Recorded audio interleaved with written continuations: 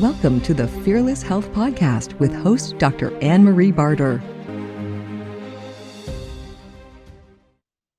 Thank you so much for joining us here on Fearless Health Podcast. I'm your host, Dr. Anne-Marie Barter, and I'm very, very excited.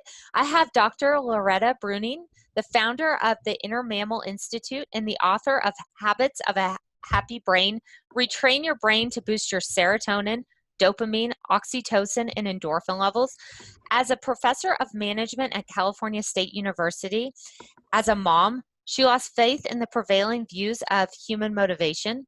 She searched for new answers and found studies of the brain chemistry we share with early mammals. Suddenly, everything made sense. She began creating resources and helping people manage their inner mammal. The Inner Mammal Institute offers videos, books, podcasts, multimedia, and a training program to help you make peace with your inner mammal. The Inner Mammal Institute.org, her latest book, Tame Your Anxiety and Rewire Your Brain for Happiness. Thank you so much for joining us today. Really appreciate it. You're welcome. Nice to be here. Well, so I really liked your book, Habits of a Healthy Brain. Habits of a Happy Brain. Yeah, yes. Everybody does that. What did I say? Oh, you said habits of a healthy brain. Oh, sorry. Habits of a happy brain. So here's my question for you. Why are we so driven by social norms here today? Why do we feel that pressure to conform? Sure. First, if you don't mind, I just want to explain why I emphasize happy brain rather than healthy brain. That's great. This is part of social norms, I guess. We're flooded with all these things that we should do. Like if you eat vegetables, you'll be happy. And so I really want to emphasize that the goal is to feel good rather than to follow all these good for you norms, So, okay. Awesome. Yeah, no, I agree. So social norms. So there's a few reasons. So first, we're all born helpless and we need social support to survive. So imagine when you're born, like you can feel your needs, but you can't do a thing about them. So imagine how scary that is. Like that's the first experience you have in life. So the idea of like life or death feelings about social support is like the core circuit that each of us has. That's like the foundation that we build our other experience on. So how we define that social support and what it takes to get it, that's something we gradually add on experience by experience in youth. And the important thing is when you're young, you have peak neuroplasticity. So as much as we don't like to think we're using our childhood brain to define social norms, that's basically what we're doing. Now, each brain, we have a burst of neuroplasticity, which is a burst of myelin when we're under age 8. And then we have another burst in adolescence. Now, in adolescence, you define social norms in a different way, which is, in the interest of time, let's just say peer acceptance. So it's like you feel like you have to have both, and you have to have them as if your life depends on it, because from a mammal perspective, if you don't have peer acceptance, you don't get mating opportunity, and your genes are wiped off the face of the earth. So we're not going around saying, gee, I'm worried that my genes are going to be wiped off the face of the earth. But when you risk like failing to be accepted with the social norms you live with, that you are going to be it triggers your cortisol, which is your survival threat chemical, and it creates a physical feeling that your survival is threatened, even though you're not in any way thinking this consciously. So that's just one part of the story, and the other part is the serotonin thing. So we could get to that now or later, whatever you want. Let's touch back on the serotonin. I am curious to get your thoughts on why we have such an epidemic of depression. It seems that everybody is depressed, especially in the winter, or what your thought is that's contributing to that potentially with brain chemicals. Sure, there's a lot of things, but again, in the interest of time, let me go right to the most controversial part. So I think on some level, our brains always default to the negative because in the state of nature, you can survive without rewards, but you can't survive if you ignore a threat. So when our bellies are full, we could focus our full time on threat. Like an animal, they're always choosing between, do I go for food or do I run from a predator? And when they have enough food, then they could just focus on like predators. So the controversial part though is this. So you get rewarded for identifying yourself as depressed in today's world. Whereas all through human history, people went to negative feelings and it was considered a character strength.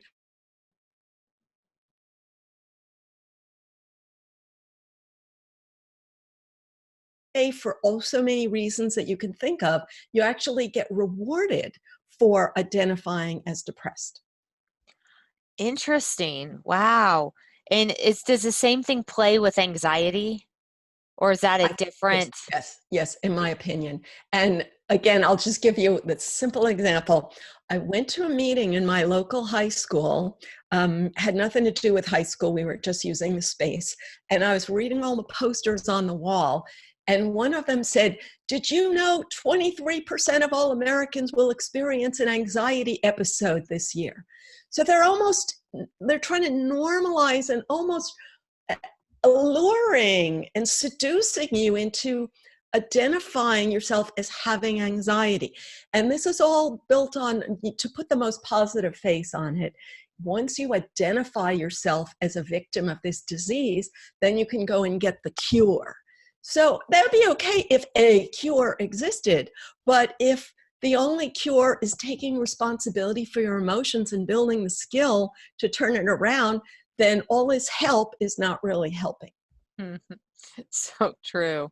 So if we're getting into the neurochemicals that are our happy neurochemicals, what are we dealing with? We're dealing with dopamine, serotonin, oxytocin, and endorphins. Is that correct?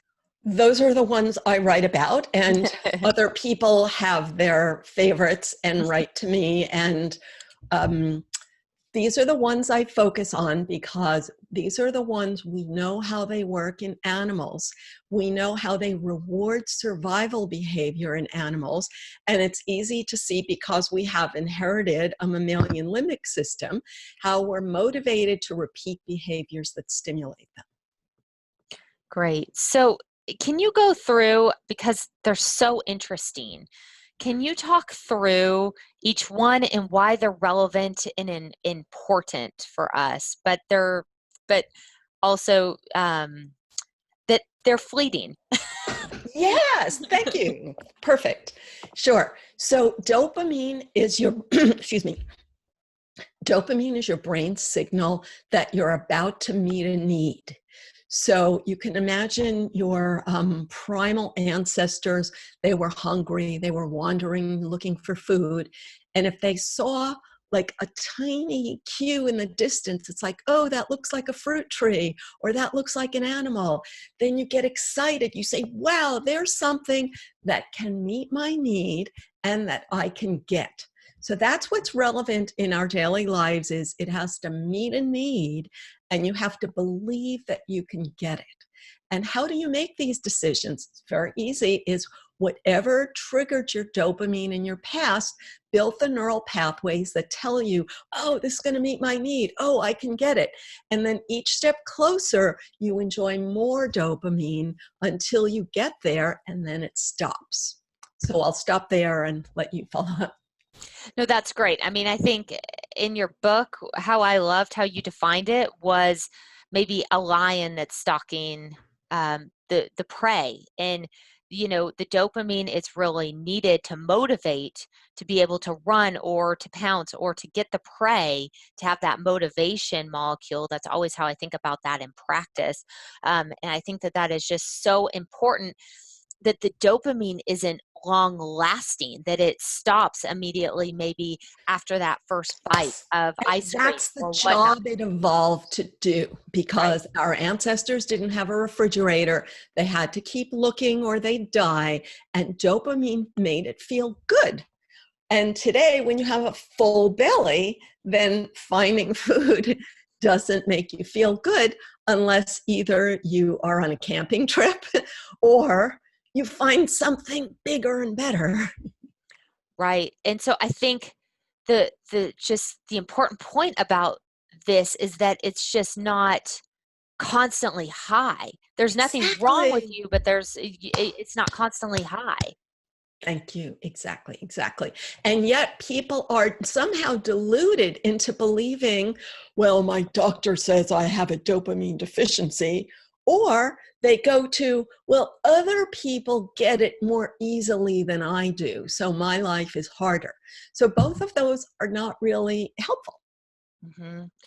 Yeah, I think that that's a really important point, that you almost have to be okay with some of the lower points, that you're just not always going to feel so motivated all the time, that maybe you need rest. I think that's a really important point, that maybe you're not going to be up and go, go, go all the time or feel that way. Sometimes you're going to need more rest. Yes, and the other big thing, it's called habituation, which is something that excited you in the past will not excite you once you get it, because that's the whole point of dopamine, is the expectation of a reward. So once you've gotten it, it has already done its job and you just don't feel it anymore. And to use the simple example is, people blame that on their partner. They blame it on, the new job is not as exciting anymore. Maybe my boss is a jerk or something. And it's very hard to sustain that level of excitement. And so part of the solution is new goals. And part of the solution is realistic expectations to appreciate what you have rather than expecting to be on a constant high. Hmm. It was the example you used in the book, I felt was really important, because I think that everybody can also relate to this. You're given an award, right? And you get this award and you feel this high for 10 minutes. You're so excited, you get to speak, yay. But then suddenly you realize that your second and fifth cousin aren't there, and you're upset, and then you're rationalizing why they weren't there. And that makes so much sense, because I think that everybody can relate to that, or wanting more. And it's just that expectation of, it never being enough, and how your dopamine levels need more stimulation in order to increase. Right.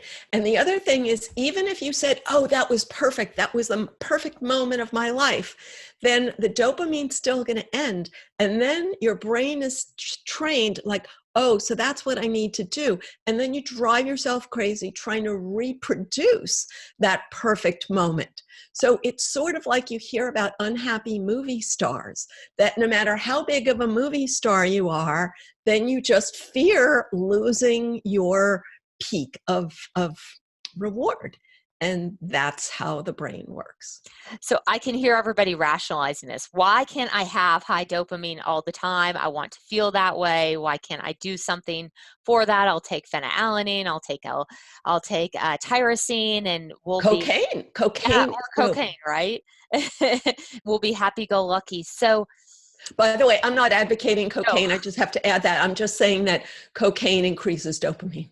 huge dopamine dump, like over the top dopamine dump, which you clearly can't sustain, which then depletes it after that, right? Exactly. But and you're much lower than when you started. But Exactly. what would you say to the people that want that dopamine dump all the time, or don't like that low?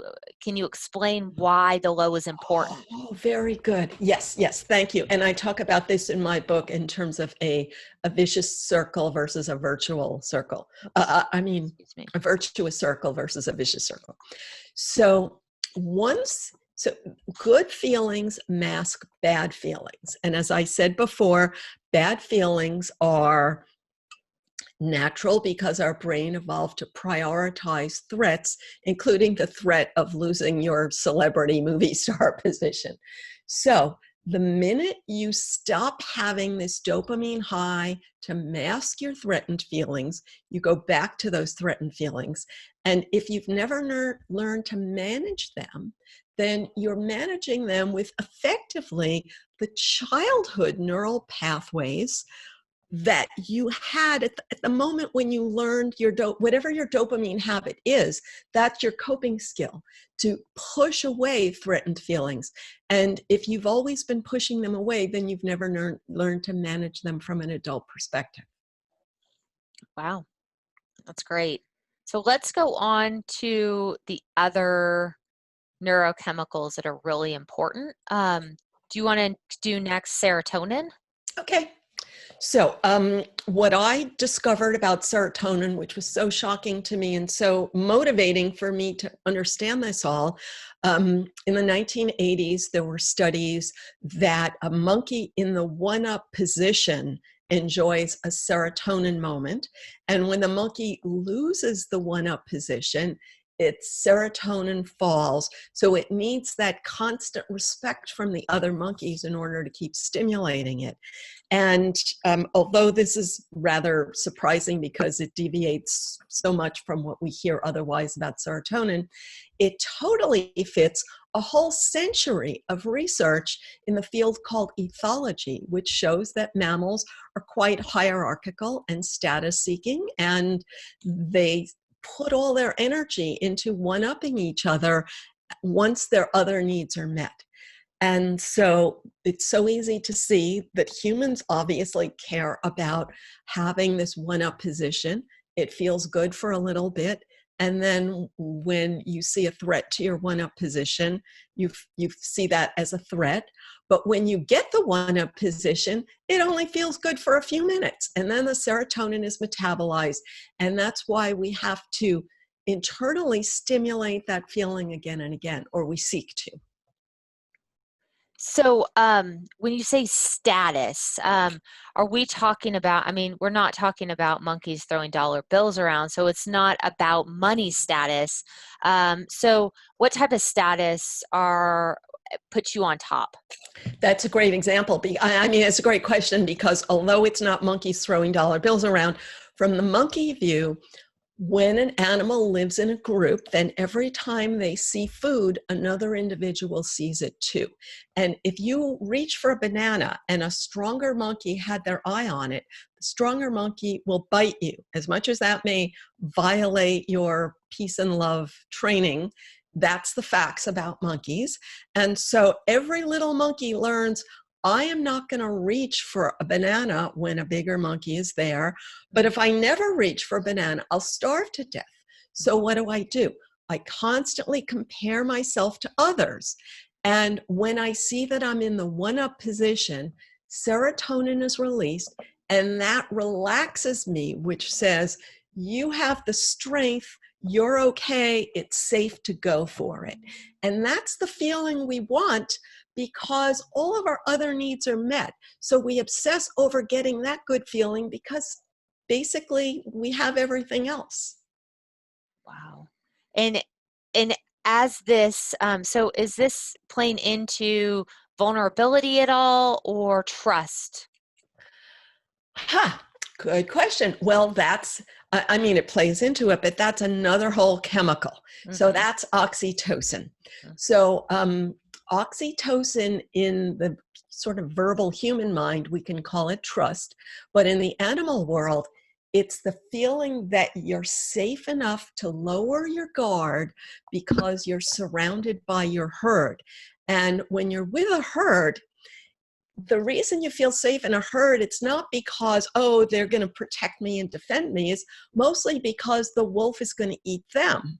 So humans have gotten unrealistic expectations about social trust, and we think other people should lay down their lives for us or something, which is rather selfish to expect that, you know.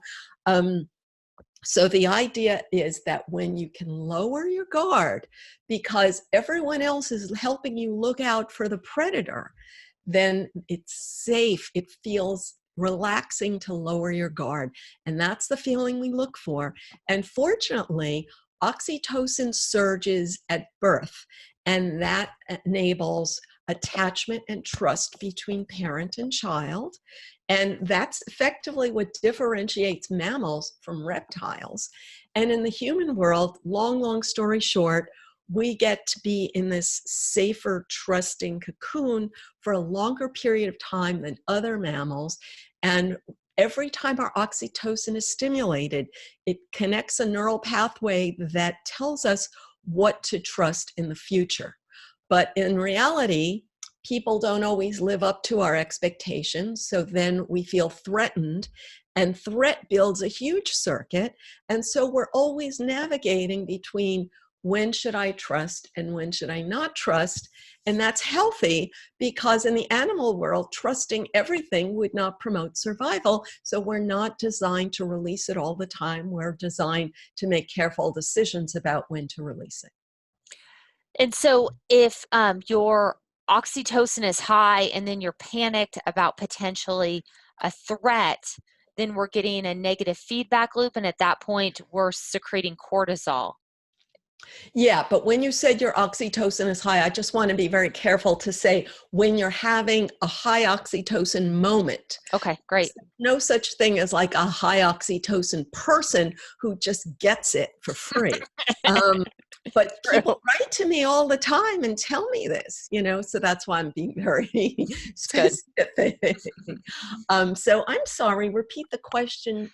So if you feel you have a great oxytocin moment with somebody, a friend, a lover, somebody's fixing your hair, you're having this amazing moment, and then you feel threatened. They say something that makes you feel distrustful. I don't know, you hear your front door jiggle, you feel threatened in some way. Then immediately you're getting a negative feedback loop at that point where your oxytocin level is lower, that were elevated from that moment, and your cortisol increases? Yeah, so in a way, they're two different things. So oxytocin falls when you distance yourself from the herd and start feeling isolated. So you can imagine an animal who's hungry and it would rather go over to greener pasture than to compete with all the other mammals for the same little patch of food. But when it starts walking to greener pasture, its oxytocin falls and it has to make a decision. Do I go back to the group, or do I go ahead for the dopamine of meeting my needs? So that's like one decision between one happy chemical and another.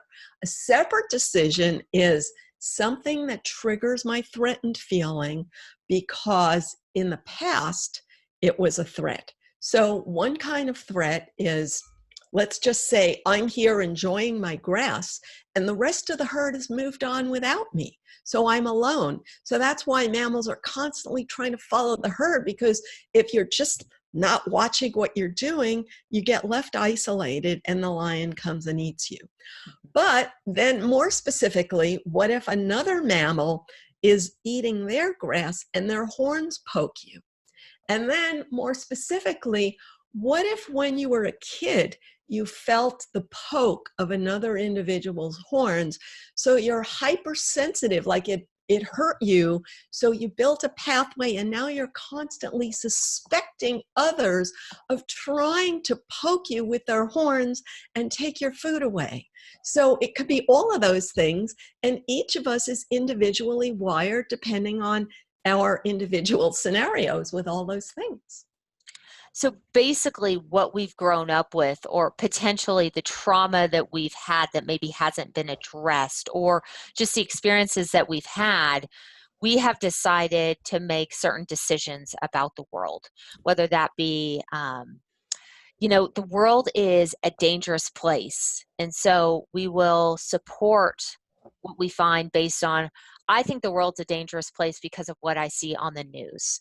I think that the world is coming to an end because of what I see on the news and because of these 7 factors. So you're basically creating your own reality. Is that correct? Everybody's creating their own reality, of course. Now, creating a negative reality. So first, let's address, you use the word trauma. Mm-hmm. So when you say the traumas of your past, so the word trauma is so routinely used today that everybody has trauma. But then trauma is defined as like a disease that relieves you of responsibility for your life and enables you and what's the word, entitles you to certain special rewards. So this is a whole thought loop that if a person goes down that road, they sort of go far down that road, and they stop maybe taking responsible actions for their lives because this other road seemed like a reality, because they hear that on the same basic media that is also telling them that the world is ending and the world is terrible. Now, the idea that the world is a dangerous place. Now, imagine our ancestors 100 years ago, 1,000 years ago, 10,000 years ago. They starved. They watched their children die. They grew up watching their siblings die in bed next to them. They were attacked by neighboring villages who took their food. They got diseases and they didn't even know every time they sneezed or had a cut whether they were going to die from infection. It's insane to be telling people that life is so horrible today. It's so true. And yet people buy it because it makes you one of the herd. And that's the whole thing about herds, is that they bond around common enemies. So you have to share a common threatened feeling in order to create a herd. And that's why it works. Wow. And so I love actually what you said about trauma. I do think that's really interesting about the relieving of responsibility. I find that fascinating. I think that that is true. So you believe that that's maybe a little bit of a scapegoat to not work through certain things that you would maybe need to work through to have a different perception or a different reality or a different responsibility? Yes, but just to specify, I'm not saying that the person is Sure. like scapegoating, but Sure. that thought loop is It's being stuck. scapegoated. Yes. Got it. Okay. That's great. So that's amazing. Let's go ahead and go on to the last neurotransmitter that we're going to discuss today, which is endorphins, I believe. Is that correct? Yeah. Right. Well, yeah, that's the last one I address in my book. Yes. This one hit home to me, and let me tell Okay. you why. Yeah. So, I love athletics. And I love to get out and go. And so as you were talking, I'm certainly not interested in running 100 miles, but I definitely have been known to experience runner's high. And so I'm going to let you go ahead and talk about that a little bit. Sure. So endorphin masks pain. It's endogenous morphine. That's what endorphin means.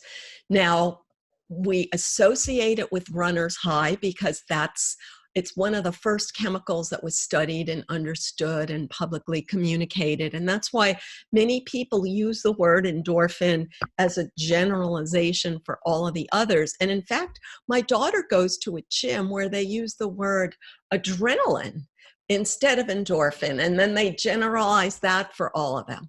So in the animal world, what does it do? When an animal is attacked and a lion's claws and teeth are ripping its flesh apart, the animal still can run for its life. How does it do that? Because endorphin masks pain with a euphoric feeling for 15 minutes. So if you were a caveman and you broke your leg, endorphin would mask pain for 15 minutes to enable you to climb out of a hole and call for help. After that, we're designed to feel pain because that tells us to protect our injuries. So we are not designed to be on endorphin all the time, and we're not designed to inflict pain on ourselves, to chase it.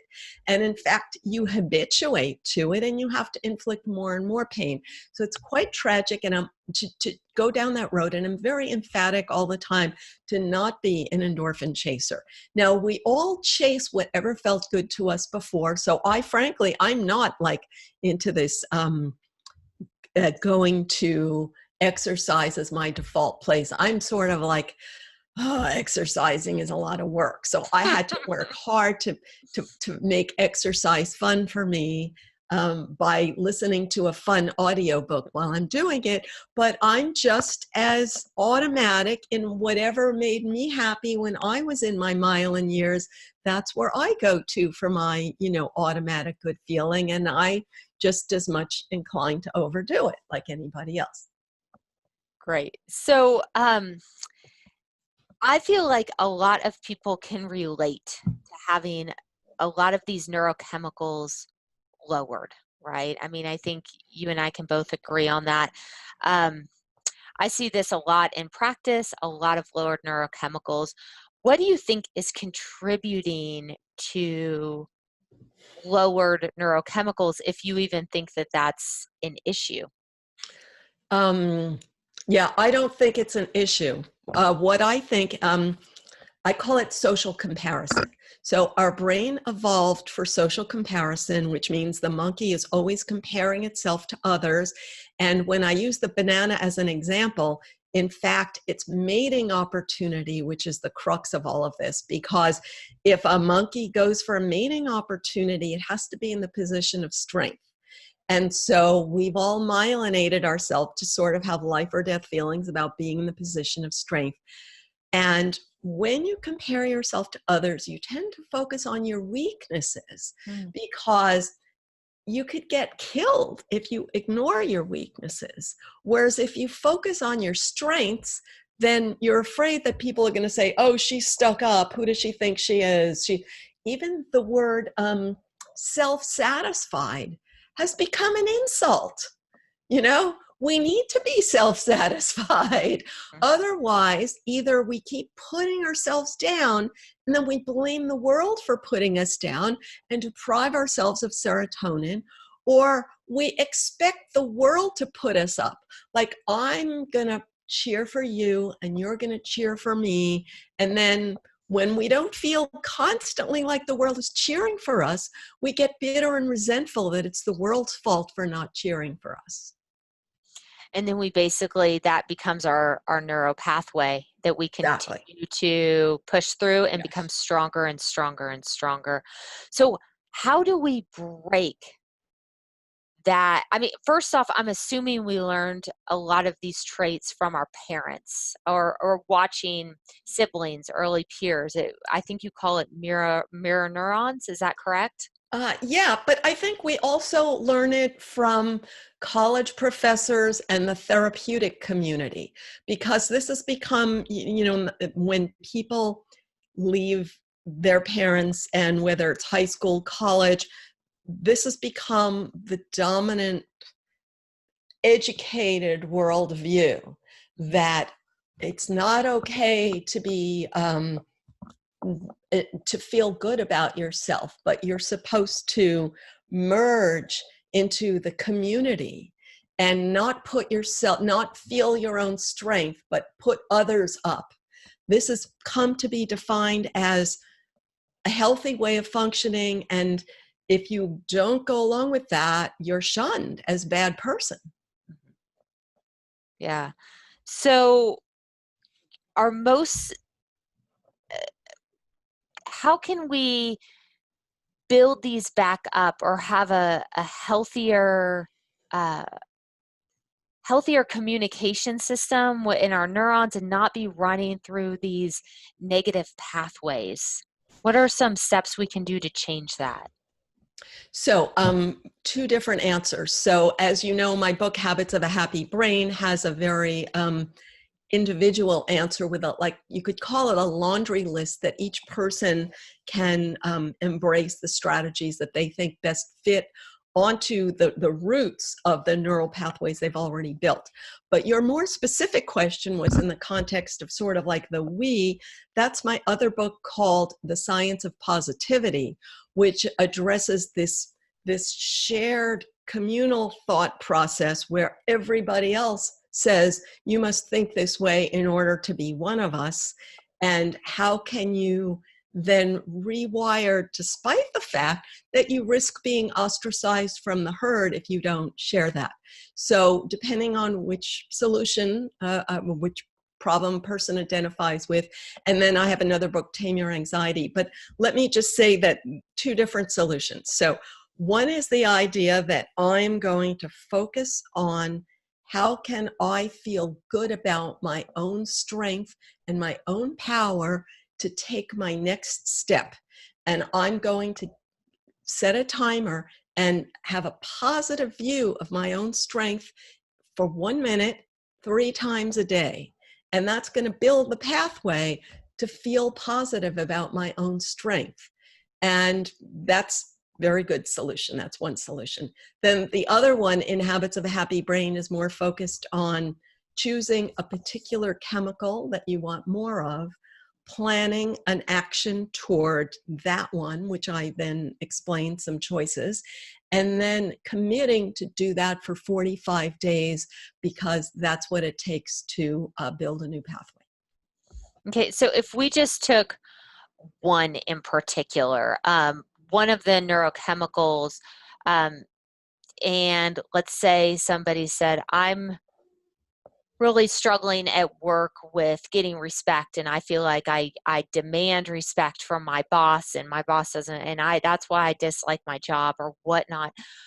What would you tell somebody that's really maybe deep in that situation where they're pretty angry about it already to move through? Say, for example, you can see that they're really trying to pull serotonin. Sure. Okay, great question. And this is really very widespread because it's natural to want more respect. And whenever you get it, then you just want more. That's the way your brain evolved to work. So the whole idea of getting into a bitterness, resentful pattern, it's very widespread because we've sort of grown up, the cliche about that each child gets to be the superstar of the week. But then you have to learn that when the week is over, then another kid is the superstar of the week. But then how do you deal with that? So however you dealt with that when you were young, that's the core neural pathway that you're using to deal with that today. So how did you learn to deal with that? Some people may have gone to a place of bitterness and resentment because there are so many societal messages that the simple word is injustice. They're constantly rewarding you for thinking you're a victim of injustice and that this celebration of you is owed to you and other people are getting it effortlessly all the time. It's not a realistic expectation, but it's an expectation that we're taught. And another layer of this is if you had a parent or family member that either they felt resentful and missing out and victimized, and or that they rewarded you when you went into the poor me thing, right? Yeah. So then the more practical question is how to get out of it. And the answer is always, surprisingly, with small steps. And often people kind of delude themselves, like someday I'm going to be a superstar. And that makes you feel good for a minute. And maybe that's a minute you feel good, but then your brain realizes, hey, I'm not getting any closer to being a superstar. So it stops rewarding you for that delusion. So it's actual steps toward some goal that you can feel worthy of respect. And taking those steps often, small steps often that you feel worthy of respect. And don't make your boss the gatekeeper of your self-respect. You don't need their respect. And another thing that I was very bad at doing this. When you leave the room, you think, oh, my boss is probably criticizing me for X, Y, and Z. So you're always replaying that circuit of somebody else putting you down. And so what I say is, instead of thinking that they're putting you down behind your back, why don't you imagine that they're putting you up behind your back and thinking, oh, maybe my boss is impressed with the way I handled that, but they're not necessarily jumping down and applauding me because that's not adult life. So if you build a circuit, all of the pain goes away. That's great. I really like that. You also said something in your book that hit home for me personally, which was in sort of in the negative emotions, you can take on other people's feelings or sort of feel what other people feel in the pack. And as we've talked about, empathic people that that feel other people's pain or have spoken openly about noticing other people's pain when they walk into a room or whatnot. Can you expound on that piece as well? Yeah, I don't so much agree with the way this has been used. There's sort of like the disease of the year, and every year it's a new thing, and sometimes two a year. um, and so we all make projections about other people's feelings. And we make those projections with neural pathways built from past experience. So there's no simple answer to this, because let's say I grew up with a parent who was always unhappy. I built neural pathways that project unhappiness onto other people, and my human cortex will always find evidence to fit the circuit I already have. Now, currently, you're now considered a superior person because empathy is considered the be-all and end-all in this new collectivist mentality that it's not your fault you feel bad, it's because you're so empathic. It relieves you of responsibility for managing your brain, because now calling yourself an empath makes you a superior person. Well, another way of looking at this all is everybody has a difficult time managing their brain. If I grew up with a parent who was happy all the time, which is very rare because it's not natural, so then maybe I would project happiness onto other people. Well, that's not functional either, because then maybe you're missing some information about what's really going on. So for everyone, your old pathways can never be a perfect guide to what's going on, and we all have to second guess ourselves, gather more information, and make an effort to feel positive despite the fact that there's lots to feel bad about. That's great. And I think the other part that hit home was that feeling of wanting to be special. I want to be special. I want to be the person. I want you to miss me when Yes. I die. Can you also go into that? Because Yes. I think that that was really a critical point that you made. Yes, that's a great question. Okay, the first thing is it's a natural, healthy impulse, and children would not survive without it. Children, in the state of nature, like if your parent forgets to feed you, you die. And so that screaming, like, pay attention to me, that's how we survive despite being born in a fragile, helpless, I always say, like, gazelles can run with the herd an hour after they're born. And yet a human is like totally dysfunctional for a huge amount of time. So our demandingness is our only survival skill. And so then the challenge of our lives is to gradually transform that core healthy impulse into something that allows you to tolerate other people who are just as wanting to be the center of their world as you are wanting to be the center of yours. So in most of human history, you didn't have your own bedroom. You didn't have your own bed, So you were forced to learn at an earlier age the limits of your specialness. And now it's like people think they never have to learn. So it's really a learned skill to say, how can I give myself an adequate, healthy feeling of specialness while still accepting that other people need to feel that specialness? And the simple answer is, I can only do that with so many people. I can't be the whole world's friend, I have to have an inner circle of trust in which I give and receive. And then you have like a secondary circle and a more distant circle. And we all make decisions about that. And we constantly then improve our decision-making skill in that regard. That's good. And any additional tips to send the listeners with? Or do we hit them all? Okay. Well, we didn't really talk about cortisol, so maybe let's quickly do that. Let's do that. So cortisol is the chemical that tells you that your survival is threatened.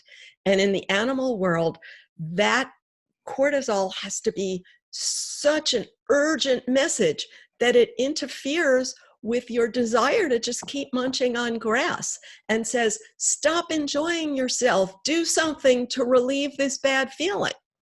So in the modern world, we know that we're not chased by predators, but that feeling of, wow, something is urgently wrong and I can't pay attention to anything happy because I absolutely can't focus on anything else but relieving the cortisol. Now, why do we have that? Is because disappointment triggers cortisol, because you think, if I don't get what I want, my survival is threatened, which consciously you know that's not true, but because of these old pathways, you get a little bit of cortisol. And because you live in such a safe world, that little bit of cortisol feels like an emergency. So whatever relieved cortisol in your past, whether it's night clubbing or workaholic, or whatever worked in your past, you think, I have to do more of that because that relieves my survival threat feeling. That's neat. That's good. And I think that's where you feel like some people get into some unhealthy habits, like food potentially helping with the cortisol spike. Whatever works. Yeah. Whatever worked in your past. And of course, the irony is, if one candy bar worked in your past, then one candy bar will not do it for you forever. And as soon as you have that candy bar, you're going to start thinking of another because your brain says that's what works. It's really fascinating. I've done a little bit of work looking into binge eating, and the neurochemicals seem to be high all the way throughout binge eating, and then immediately after it stops, within a few minutes, they totally tank down. It's been really fascinating. It's just like a drug addiction. It's incredible to see that change, which is fascinating. Yeah, but again, we have to be careful, because then people who are binge eaters will get special status from saying, my dilemma is more difficult than your dilemma, and that rewards people for doing nothing. So we have to say that this is a conundrum of being human. It comes with the gift of being alive. And I'll confess so I'm a TripAdvisor addict. So, I get high from researching my next trip. And if any of you have done this, it's a little bit hard, like to finally click the button and book that next trip, because then you might curse yourself that you made the wrong choice. And then once you click that button, and then it's gone. And then it's like, so now what do you do? So we all have to deal with that. Yeah. Then that high goes down. Yeah. And I like how you're holding people responsible to feel their feelings, not to cover it with something. I think that's really important. Any additional maybe tips that people can do or that they should take from this?